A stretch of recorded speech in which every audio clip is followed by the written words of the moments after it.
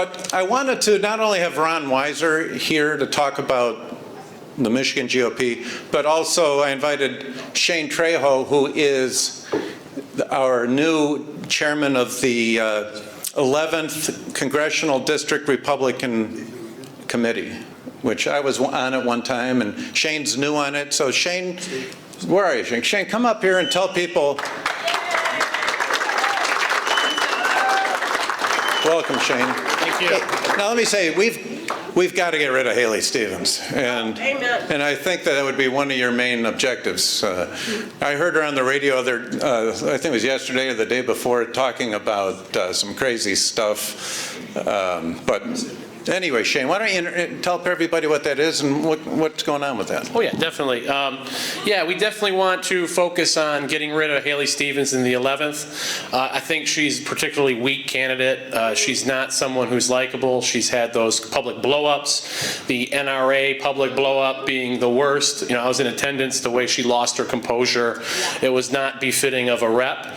So we need to go after her, but we also need to rebuild the party from the grassroots level and from the lowest levels on up. Yes, yes. So one of the things that we're looking to do right now is recruit school board candidates, city council candidates, library board candidates, just getting in as many Republicans as possible in for the elections in the off year. So that's kind of our first and foremost thing there. Obviously, some candidates are going to come forward at some point in the 11th. They're going to run for office. We want to make sure that we vet them. We make sure that we have the strongest candidate possible who will hit Haley, who will go after her, and because she's weak, and I don't think in the past that she's been kind of hit the way that she needs to be hit on the campaign trail, because she is someone who will lose her composure, and we can't have the kid gloves on when we're dealing with Haley. That's for sure. But yeah, my name is Shane Trejo. If you don't know me, I've been an activist in the Republican Party for nearly 10 years around these parts. So finally stepped forward to be 11th District Chairman. I think it's a great time to lead, and that now we have a chance to have a real lasting party unity, not necessarily because of anything we've done, but because the Democrats are just so overwhelmingly evil and so outrageous in what they're doing to this country. So really it's a matter of national survival now. It's we can put that, we have to put the pettiness of the past behind us so that we can move forward and beat Democrats and salvage what's left of our country right now. We're in really, really bad shape.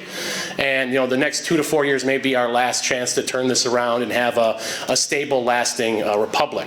So that's what I'm going to be focused on doing, is working from the grassroots on up to rebuild the party and do everything that we can to be responsive to you, to be responsive to the precinct delegates, to follow the rules as best we can, and be a committee that represents the entire party. And I think we're off to a pretty good start. We've had some very lively committee meetings thus far.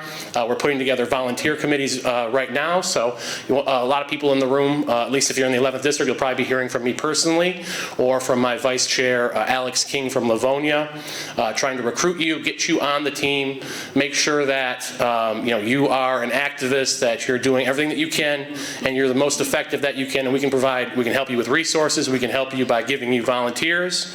So that's what we're going to be doing at the 11th CDRC. We're not going to be reinventing the wheel, just trying to do everything that we can to make sure that all of our activists are the most prepared and have the most resources at their disposal to have success. So that's basically what I'm working on with the 11th CDRC. To speak on what I do besides that, I'm also a journalist, not the fake news kind. I'm more of they call me fake news. The fake news people call me fake news and hate my work and try to censor me on social media.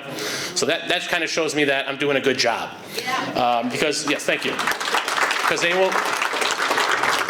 don't come after you unless you're a threat. If you see who they're going after, you see who they're kind of letting slide by, They go after people like Tucker Carlson.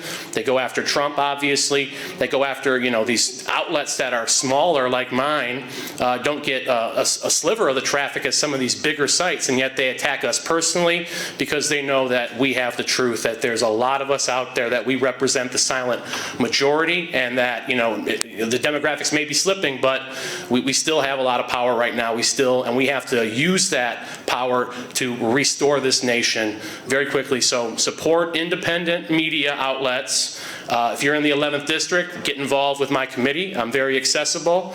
I've been just calling people nonstop lately, trying to get everyone active and involved. So please find me. I'll be around a little bit after the meeting. And if you want to get involved with the 11th CDRC, but if not, get involved in whatever CDRC you're in, your 8th District, 9th District, whatever district, get involved with them. Get involved with your county party, because we need all hands on deck, especially with the voter fraud thing. We're going to need an army of people at the polls, in every poll. We're going to need at least 5 times the amount of people that we had in 2020 if we're going to have success in 2022 and beyond. So please get, there's never been a better time to get involved, never been a better time to get active. People are, people know what's going on, people are angry. We can be there, we can lead them, and we can save this country. Do we have time for questions? Yeah. What's the name of your media company? Oh, my media organization is bigleaguepolitics.com. So check that out, bigleaguepolitics.com. A little more about the voter fraud, Shane. Yes. Oh, yes. Anyway, voter fraud. I was actually down there with Melissa at the TCF Center. I didn't really know who she was. I don't even know if I saw her there, but we were both down there at the same time on election night, as well as Jose as well was down there with Patrick Colbeck and many. Oh, yes. Jennifer, I was on the bus with you. Oh yeah, Jennifer. Yes, Jennifer. Is my mic dead? It might have unplugged. Okay, there it goes.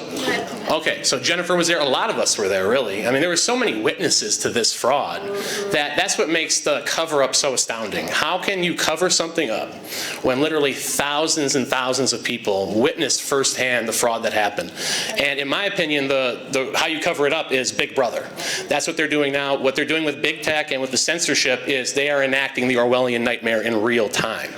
And I see Phil O'Halloran here as well. He's another vote fraud whistleblower, great guy. So yeah, there's so many of us. And yet we just, act like we don't exist. The courts, the same courts that, will, excuse basically anything, rubber stamp anything liberals and the left does, they won't even hear the evidence of the fraud in courts. And that's the problem. And that is the problem. And I'll give, before I go into questions, I'll give one anecdote just to show how messed up this situation is. What happened is, Patrick Colbeck was obviously one of the most credible whistleblowers against the fraud. He and David Coleman and Melissa Carone entered into a lawsuit and a court case, and went to court, and the judge said that he threw out their affidavits. He said that Patrick Colbeck was, because he thought there'd be voter fraud beforehand, and because he was a conservative, that his testimony was moot and thrown out in the court. And Chris Thomas, the former election official, his affidavit was treated as canon, even though he was on payroll by the Detroit City Clerk, Janice Winfrey, on election night. He was literally getting paid by that Democrat operative. But the court said that he was non-biased. But Pat Colbeck, who hasn't been a senator, who, even when he was a senator, if you disagreed with him, you knew he was telling the truth. They threw his affidavit out and threw the court, and threw basically the entire court case out off the words of a guy who was getting paid off by the Detroit City Clerk, Janice Winfrey. And of course, Janice Winfrey, it was her van that the tens of thousands of suspect ballots showed up at 3:30 in the morning. I watched that it was traumatizing. I watched the entire thing go down, and in real time wasn't able to do anything about it. It was insane. And then the next day, I left at 5:30 a.m. on election night, and then the next day is when they did the Gestapo operation against the poll challengers and dragged them out and stole the election. So that's how it all went down. Pretty crazy stuff, but stuff you'd expect to hear in Soviet Russia or a nation like that. But that's what we're living through right now, and we have to come to terms with that. We've lost the America we know and love. We have to fight to get it back. But isn't it the legislature, our elected officials in Lansing, the legislatures, aren't they the ones that certified this election? And why aren't we going after them? Well, I would agree. I mean, maybe some primary challenges would be in, maybe some primary challenges could be in order there. I do know 100% that it was known to the party that Gestapo style operation happened on the floor at TCF. I know that none of the Republicans in power would subpoena any of those people. They wouldn't do it, and then they had some hearings, and they gave us 3 minutes and let us talk, and then that was all swept under the rug too, seemingly. So a lot of shady stuff happened behind the scenes. I don't want to speculate too much, but there was a lot of balls that were dropped. Hey, Shane, how do you deal with cancel culture in the 11th district and Michigan in general, with Democrats going after people? I say cancel them harder. Cancel them before they can cancel you. This idea that we're going to be above the fray and we're going to be angels and we're not going to engage in this, well, then they're just going to steamroll us. So we have to cancel them harder than they cancel us. And if they try to cancel a conservative business, rally around them. Give to their GoFundMe or Give, Send, Go. Yes. Stay together and fight. And whoever is canceled and stands strong, support them. Throw money at them. Order more pillows. Order 50 more pillows. Order the Gaza sheets. Give money to Mike Lindell. That guy is amazing. So the Gaza Dream Sheets. Yes, he's got more products coming out. So yeah, just support the people who are being canceled, who stand strong, and cancel them harder than they can cancel you. You know me well. I've got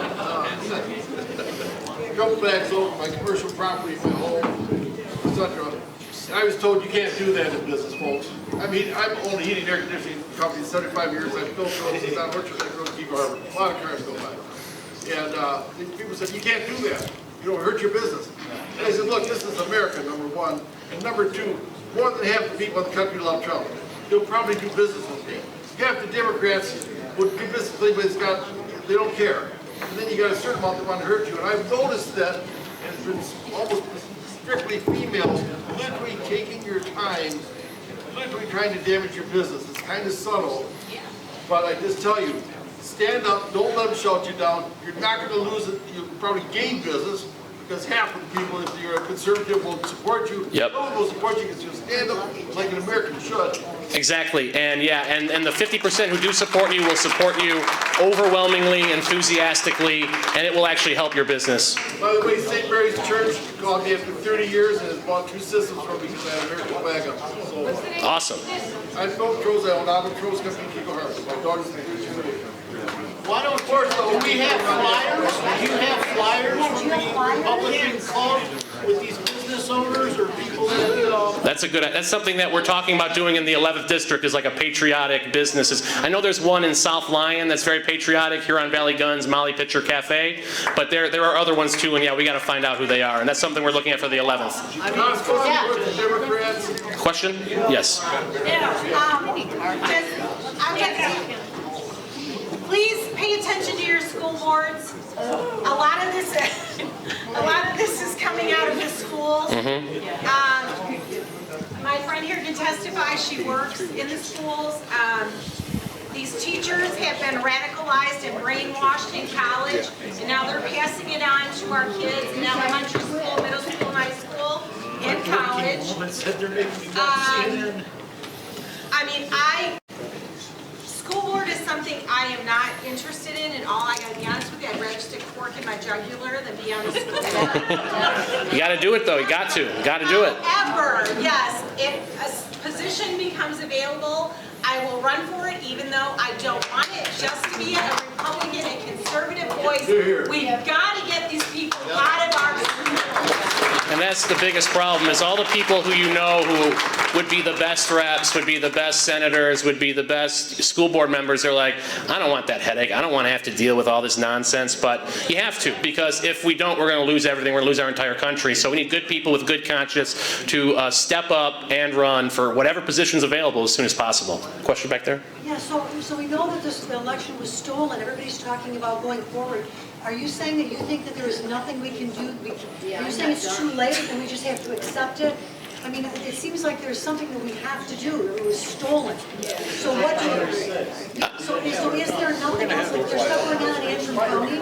I understand there are lawsuits that are still underway, and those may have an impact. I don't think anything's going to overturn the results of the previous election, unfortunately, but there are still lawsuits active, like what's going on in Antrim right now, that are worth supporting. So I think we need to get all the information out that we can to the public, keep making the case in the public, and then we can maybe hopefully solve this problem in the future and have public, vote on a referendum that would fix this problem. And I'm hoping that, the bills that have been introduced thus far, the reform bills, rescuemichigan.com, we also have a website there with a more comprehensive plan that you could check out. But I think I'm getting yanked right now. I'd love to stick around until after and talk to you guys. One more. Doug Reimel, and I'm proud. I live in Wayne County, okay, and I came up here to this meeting because I know Ron and so forth. We talked many times. I'm a former district chair in the 12th district in the Wayne 12. So we're actually working on a plan to get rid of Janice Winfrey. The problem in Detroit, and one of my colleagues here, Frank, we're working with a candidate, and yes, we're working on the other side, but we need to get rid of Janice Winfrey with someone with credibility that will take the position and give us, the Republicans, somebody who will be on that commission who knows how to actually count a vote. That's what we're working on. I would definitely be interested in following that campaign. Thank you so much, everybody. Thank you for the time, Matt. Good job, Shane. Shane Trejo, the chairman of the 11th CDRC. There's going to be, we're going to have a lot of time for Q&A after Ron Weiser speaks.